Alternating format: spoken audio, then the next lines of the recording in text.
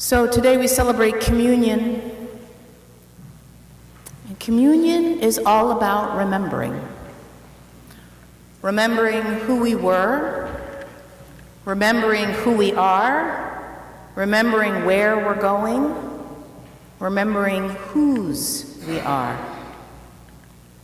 I got out an old pilgrim picture directory this week. This one was put together in 2011. Then there's this one from 2004. And you know what? Some of the people pictured in here aren't here anymore. Some have died, some have moved away, some have left. But we are still gathering together for communion. You know, some of these pictures look really old. Some people here have grown up. Those who were really young now seem huge as they've gotten older. And some of you more mature people, well, you look a bit smaller now because you know we shrink as we get older. And some people aren't in here at all because they weren't here yet when we put this together. But they're here with us now. And we gather together for communion. When we come together, we remember the communion story of Jesus gathering with his disciples in an upper room, and he breaks bread with them and drinks wine.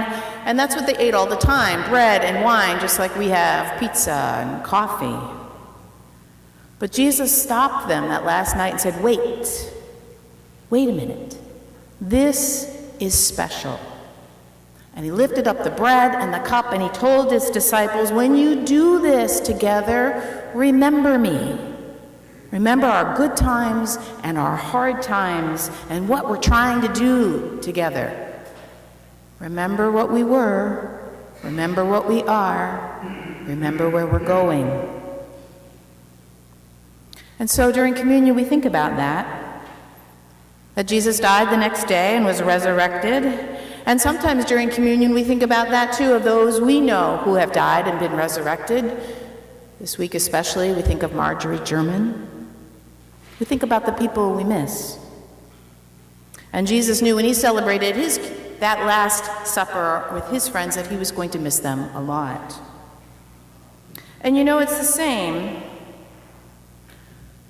But we still come to this table every month, over and over again, remembering who we were, who we are, where we're going, and whose we are.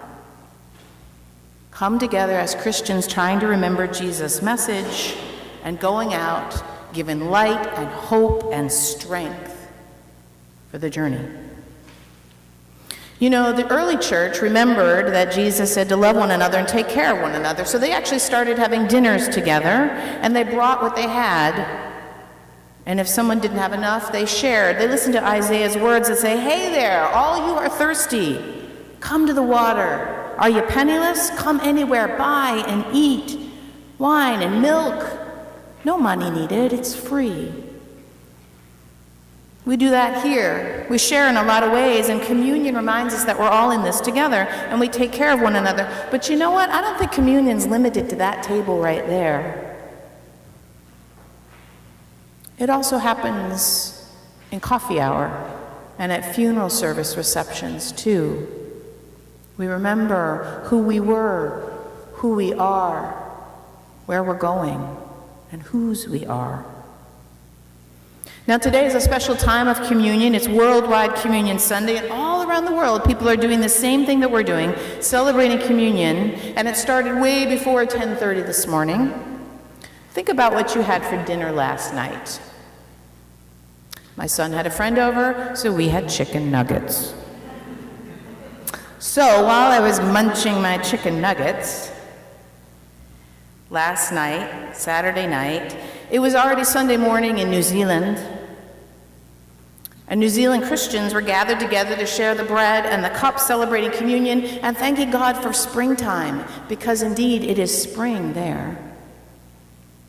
And in the middle of the night, last night, 3 o'clock in the morning, who was awake not me. But it was mid-morning in Baghdad, Iraq, and Chaldean Christians live there. They're Christians who are descended from the very first followers of Christ and have lived in Iraq generation after generation through wartime, through peacetime. They speak Aramaic, the same language that Jesus spoke. And as we lay sleeping, they were remembering Christ and sharing the bread and the cup together. And just before the sun rose here in Massachusetts, around 6 o'clock this morning, the churches in Dakar, Senegal, were celebrating communion. You know, Dakar is where many years ago slaves were put on ships and sent to America. As folks in Senegal remember Jesus in communion, they also remember the difficult history and their connections to African Americans in this country. At 9 this morning, as we were stirring, Christians gathered in Buenos Aires, Argentina. They passed the peace, La Paz, and shared communion together, and are probably finishing their services right about now. And in a little while, we will be done and go out into the world in the rest of our day. And later, around 2, the Inuit, who used to be called Eskimos, will gather for their service, and it will be cold there, snowy, and they will come inside and worship with others, and they'll warm each other up, body and spirit. Right now it's early morning in Hawaii, and later this afternoon and into the evening, Hawaiian Christians will wake up like we did and gather at churches at the beach or up on green hillsides, and many still sing in Hawaiian and pray to Jesus, Yesu, as they remember and take communion together. They thank God for aloha, the spirit that unites them.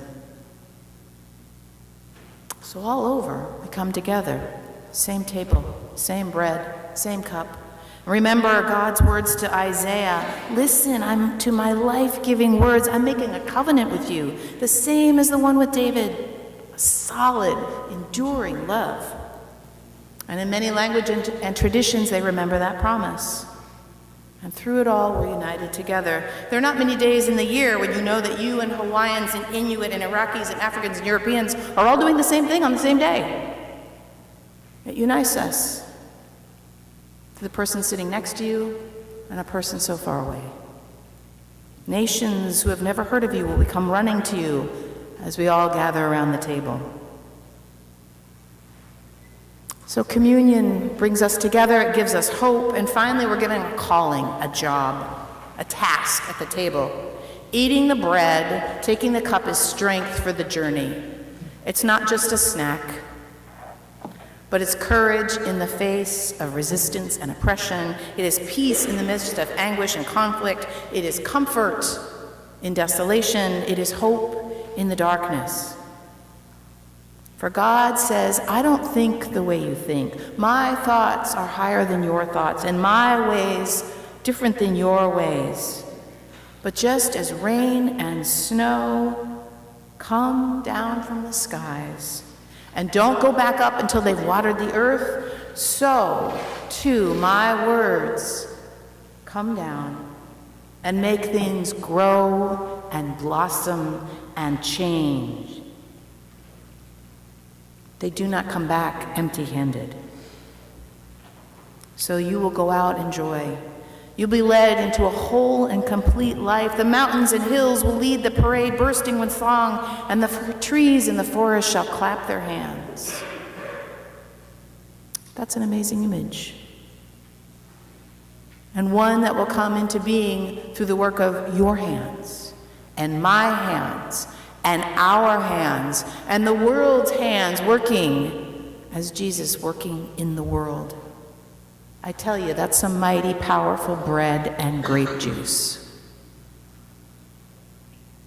So thanks be to God for this day, for this meal, for the life of Jesus, for the community of churches, for our connections to the global church, for the work that we do, remembering who we are, how we're called, whose we are. Thanks be to God. Amen.